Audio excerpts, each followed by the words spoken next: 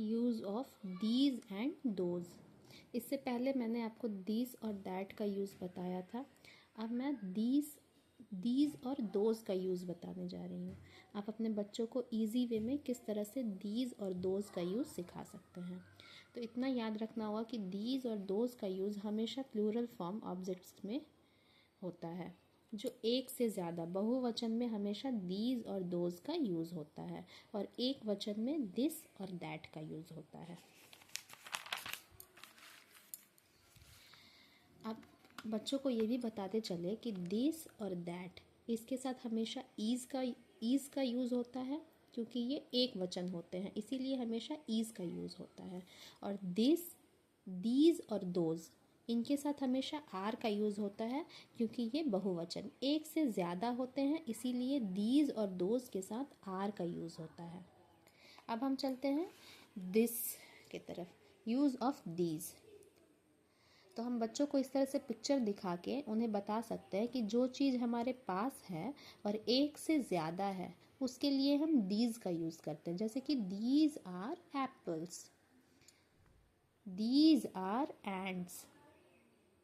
जो चीज़ एक से ज़्यादा है उसके लिए दीज का यूज़ होता है।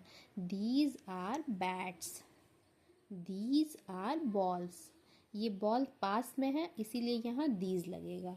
Hat, these are hats, these are flowers, these are houses.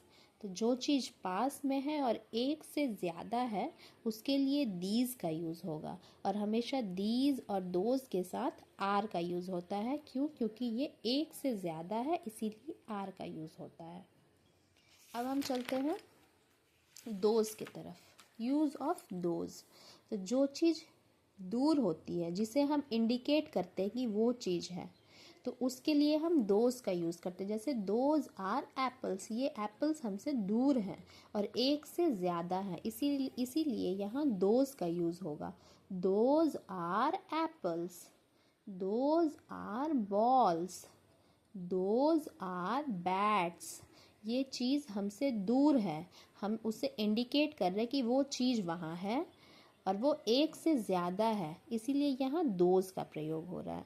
Those are mangoes, those are rats. तो इस तरह से हम पिक्चर बना के बच्चों को आसानी से समझा सकते हैं कि वो रैट है जो एक से ज़्यादा है और वो सब हमसे दूर हैं, तो उसके लिए हम दोज का यूज़ करेंगे। Those are cups, those are flowers, those are kites.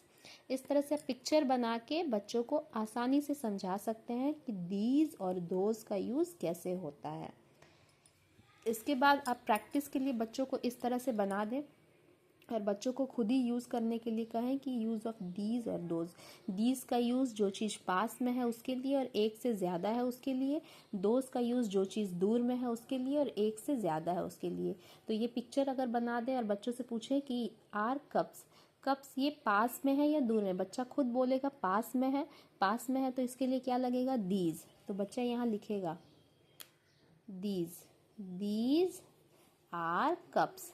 अब ये कप दूर है तो दूर के लिए क्या लगेगा? दोज। तो दोज यहाँ लिखेंगे THOSE, those. Those are cups. बच्चा खुद इस तरह से पिक्चर देख देख के खुद ही समझ जाएगा और वो आसानी से इन सब चीज़ों को कैप्चर कर लेगा और उनके दिमाग में ये सारी चीज़ें बैठ जाएंगी। बॉल दूर है तो दूर है तो क्या लगेगा? दोज। दोज क्यों लगेगा? क्योंकि ये एक से ज़्यादा है। ट्री, ट्री है पास में है तो क्या लगेगा? दीज। दीज क्यों लगेगा? क्योंकि ये एक से ज़्यादा है। ट्री दूर है तो क्या लगेगा? दोज। दोज क्यों लगेगा? क्योंकि ये एक से ज़्यादा है। दीज फ्लावर्स, क्यों दीज? क्योंकि ये एक से ज़्यादा है। ये फ्लावर्स दूर हैं इसीलिए दोज। तो इस तरह से आप आसानी से समझा सकते बच्चों को दीज और दोज का यूज़।